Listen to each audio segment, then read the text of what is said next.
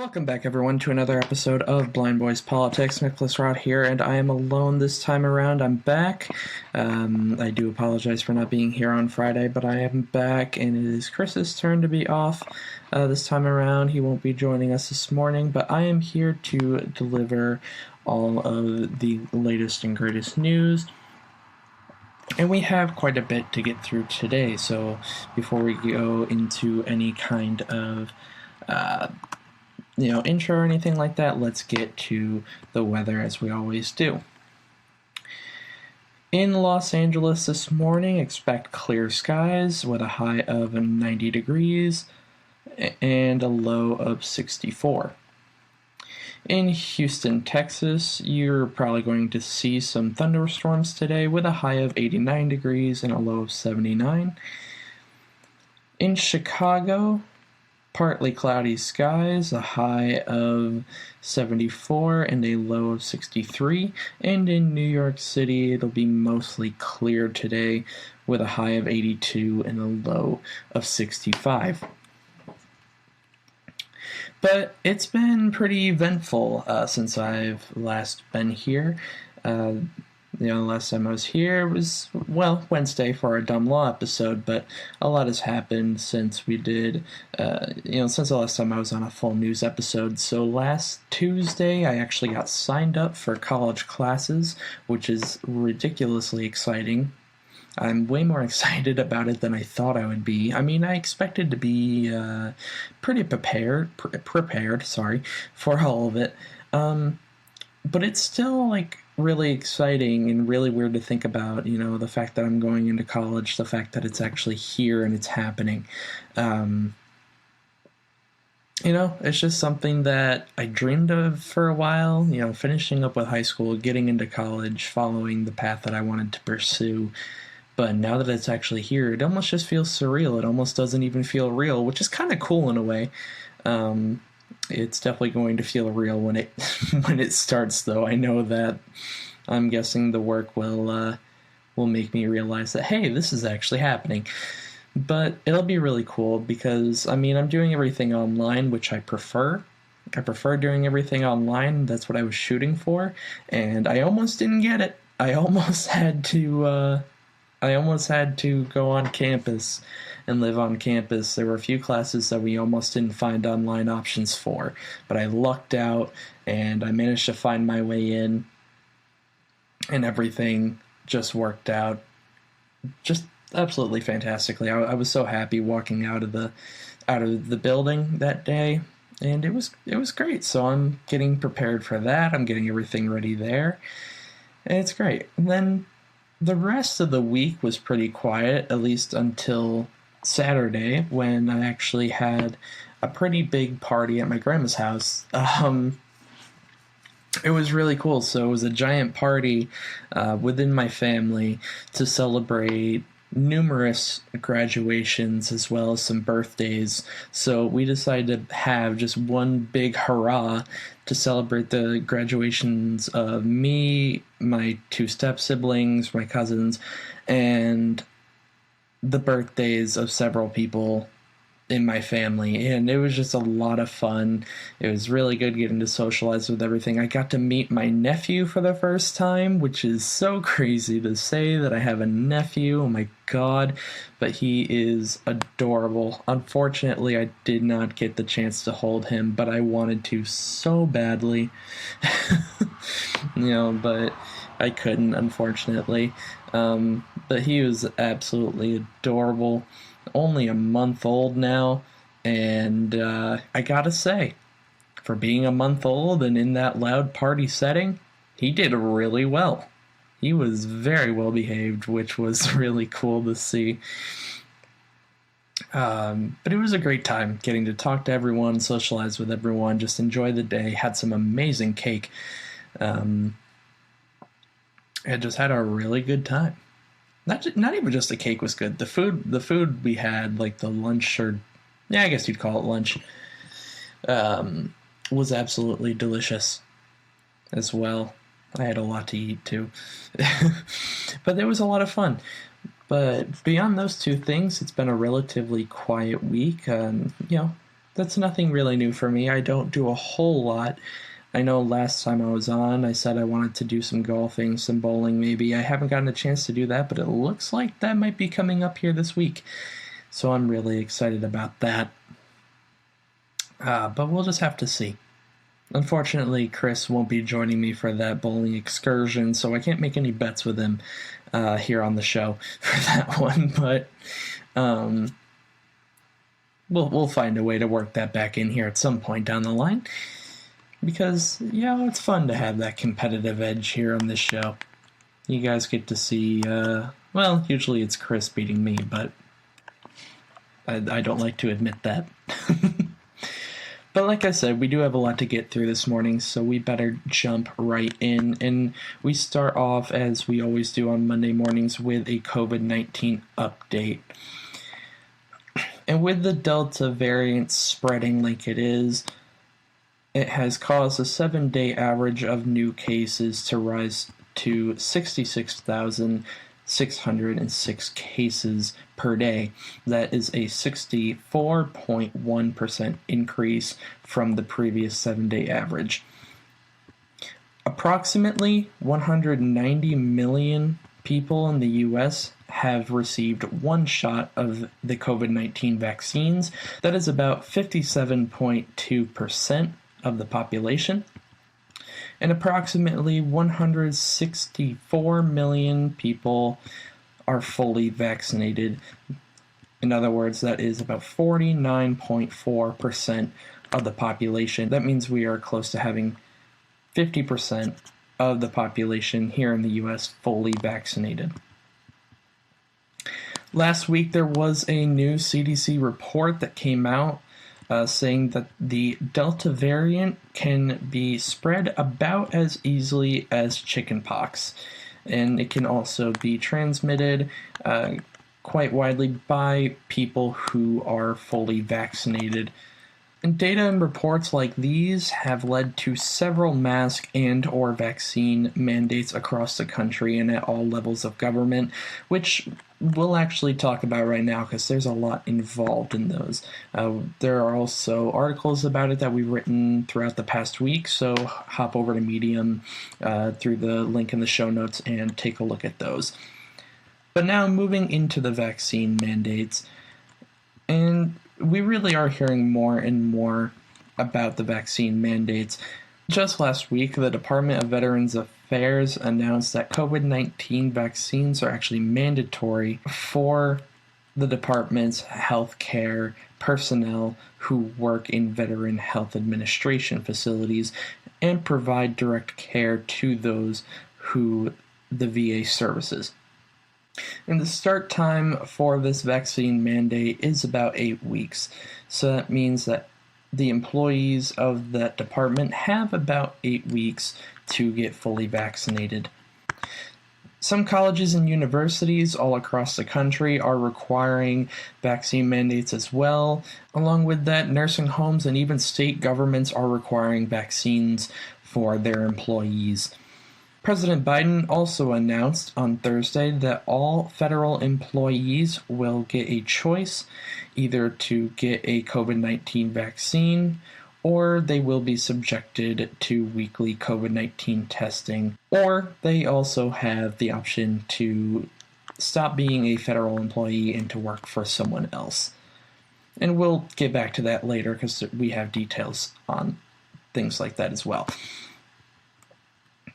Now, it's only a matter of time before other employers across the United States impose their own vaccination requirements, so let's talk about your legal rights within this situation.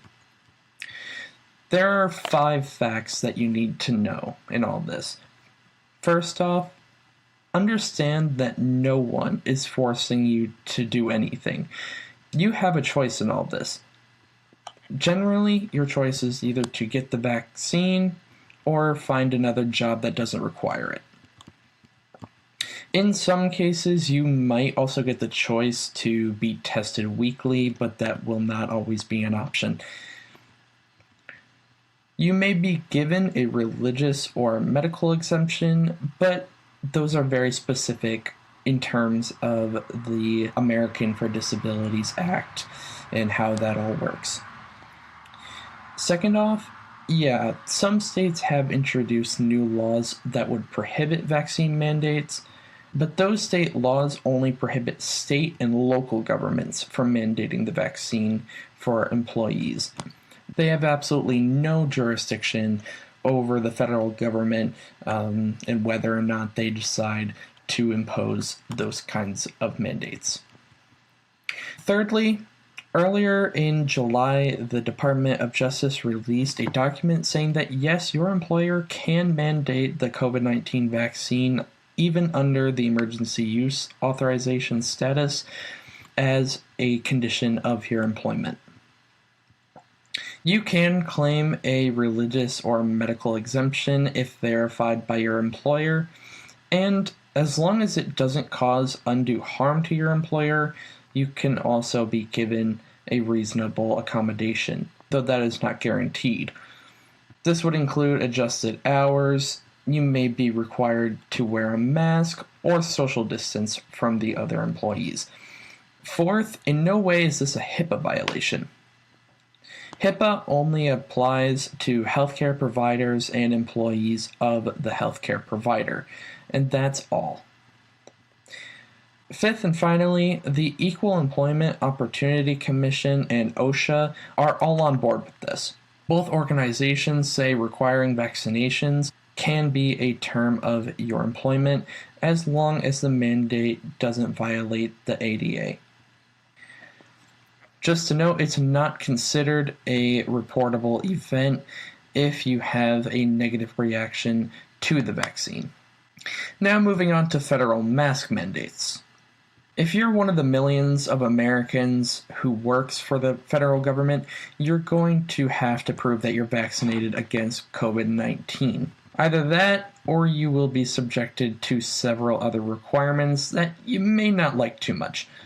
President Biden announced on Thursday if you are a current federal employee or on-site contractor, and soon all other federal contractors too, you will be asked to attest to your vaccination status.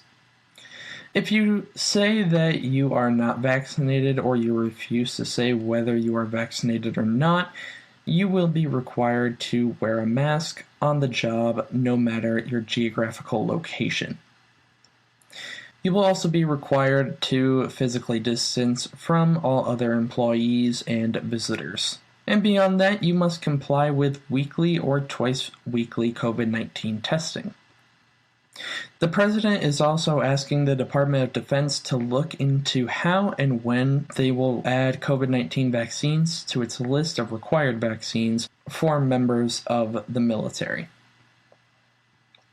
The federal government will also reimburse small and medium-sized businesses who give their employees paid time off to get themselves or their family members vaccinated. Plus, the Biden administration is also asking state, territory, and local governments to incentivize people to get vaccinated by offering them. The president has also said that these two programs will be paid for by using the money already set aside for states through the American Rescue Plan passed back in March of this year. Lastly, the president is requiring all who work in or visit a federal building in areas of substantial or high community transmission to wear a mask regardless of vaccination status. Now, moving away from COVID-19, we have some news about infrastructure, some pretty major news actually. The more than $1 trillion bipartisan infrastructure bill has gotten one step closer to becoming a reality. You probably saw the vote in the Senate, but this is far from over. There are two important things that you need to know. First off, last week's vote was not a yes or no for passing the infrastructure bill that would give the green light to fund the new spending for transportation, roads, railroads, and etc. It is estimated to cost $1.2 trillion over the next 8 years, with about $559 billion in new spending. The vote was just an agreement to officially move forward with debate in the Senate. They still need to pass the bill in the Senate with 60 votes and then get the House to pass it as well.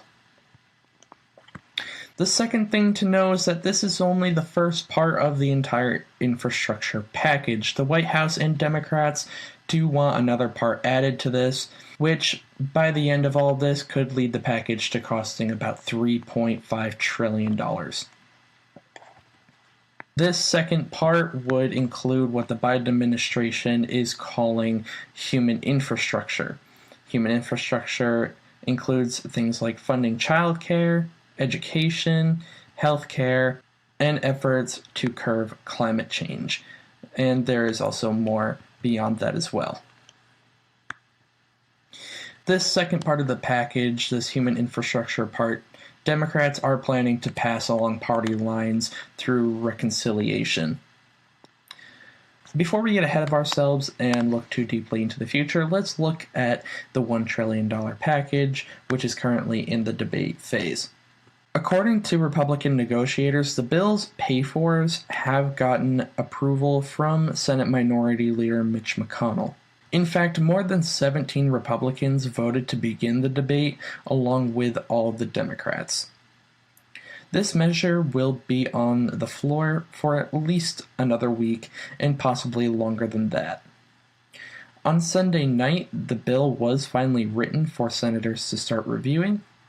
And senators say that their hope is to have a vote on the bill before Thursday of this week.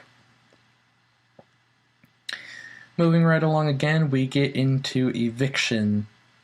Now, we don't want to alarm anyone, but the federal eviction moratorium has officially expired, leaving millions of Americans on the hook for over a year of back rent and utilities. After Saturday, your state may protect you, but federally, it's all over. We have told you in several episodes before that this day was coming.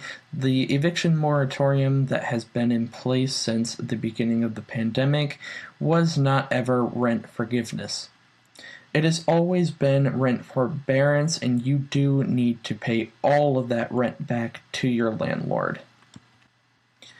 Congress set aside almost $50 billion in rental assistance through the American Rescue Plan, and it was distributed to every state. But as so many of you have been very vocal about and widely documented, there is a large jam in distributing that money. A lot of people might be wondering, well, why is this?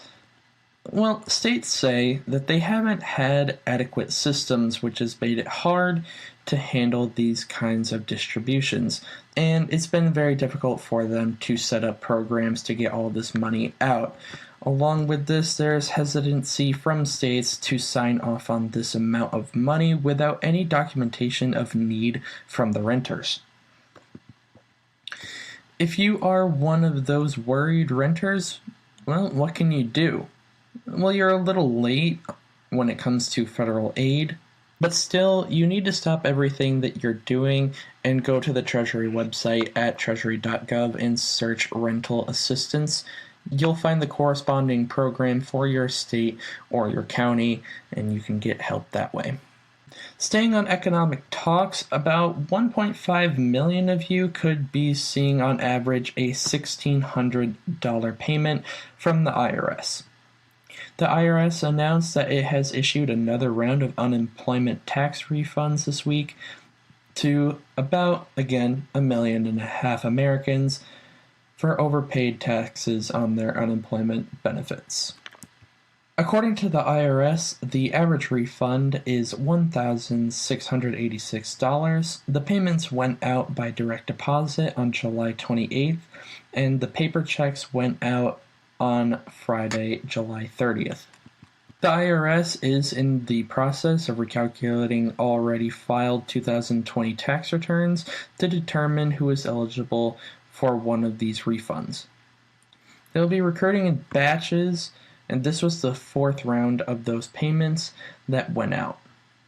The IRS says it has finished recalculating the simplest returns, so now it's time to focus on the more complicated ones. Now, if you aren't in this batch, don't worry. The IRS is going to continue to recalculate tax returns and refund taxpayers who are owed throughout the summer. Keep in mind, if you're owed a refund and have an outstanding state or federal tax bill or some other kind of debt, this refund can be garnished. To qualify, you need to meet these 3 requirements. First, you were on unemployment in 2020. Secondly, you paid taxes on that unemployment income. And lastly, you had a modified adjusted income of less than $150,000. If all 3 of those requirements are met and apply to you, that means that the first $10,200 of your unemployment is tax-free. If you paid your full taxes on that amount, you'll be getting the tax payment back. Because of this recalculation of income, you may also now qualify for other tax breaks and benefits. You can go to irs.gov for info on that. Now moving over to the child tax credit. If you want to opt out of the child tax credit so that you do not get $300 or $250 depending on your child's age, today is the deadline to unenroll. If you want to unenroll, go to irs.gov/child tax credit 2021. Well, that is the end of our main news segment for this morning. Now let's move into rapid news. With 70% of adults immunized, England will reopen its borders to some tourists on Monday, including to fully vaccinated Americans. And secondly, Kroger and Walmart are both requiring masks as the Delta variant spreads. Now it's that time of the week again. We get into good news. And before I start, Chris was wondering if I'd approve of his good news story on Friday. I did. It was a very unique story for sure. Definitely different from the ones that we've seen and talked about on this show in the past. But I definitely approved of it. It was a unique find, and it was very interesting for sure. I enjoyed it. But now it's time for my story. The Good News King is back and ready to go. And I have a pretty remarkable story. So, for this morning's story, a teacher at a private school in Maryland had given birth to her son. But there was just one problem that they had to face. Her husband, 3 years prior, had to get brain surgery to remove a tumor, which afterwards had left him with some physical challenges. This included him having to move around in a wheelchair. So the big problem that they were facing was, how was he going to be able to, take walks with his son and be out with his son and all of that. So this teacher, she reached out to the technology lab in the school. And the teacher for that technology lab handed the project over to a couple of his students to try and figure out. Well, what they came up with was a design that allowed the wheelchair to connect to the stroller, which then would allow for safe travel for both the husband and his son. And beyond that, the design that these students came up with actually won 2 international designer awards. So they evidently came up with an amazing design for this. Now, this story is remarkable for a few different reasons, and I know I speak of a lot of these stories. I say the word remarkable a lot. Remarkable, amazing. I'm running out of superlatives. I need to find more. For sure. But this story is absolutely amazing. There it is again. But it's great because, for this kind of project to be handed to students at a school, to ask the students to come up with this design, they could have asked some company to do it. They could have done like some research to try and find different options online or something like that. But instead, they decided to hand the task over to the technology lab instead and see what the students could do. And the fact that these students were able to then take this idea, take this task, and actually create a design that won international awards, there's no words for that. And now the father, the teacher's husband, can, take strolls with the family, travel with the son without having to worry about any safety concerns. Doesn't have to worry about, anything going wrong. It's a nice, sturdy, safe design, and, he doesn't have to worry about those kind of complications at this point, which is everything.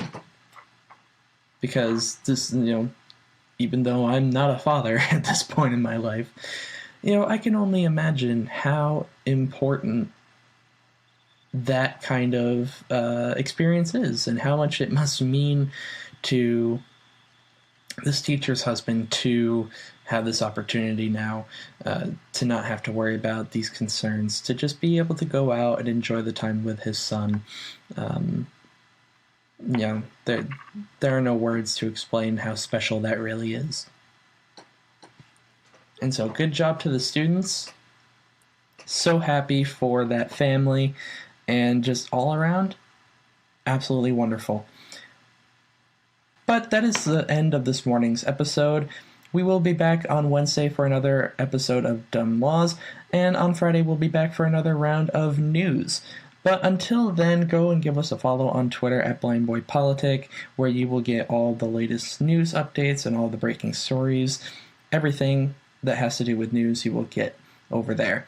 Also follow us on our personal accounts. Chris and I have some interesting, interesting rants, some good chatter. Everything happens over there. So hop over there and see what all is going on there. Finally, hop over to Medium and check out our articles. Over there, we talk about things that we do not discuss here on the podcast. It's all new, it's all different.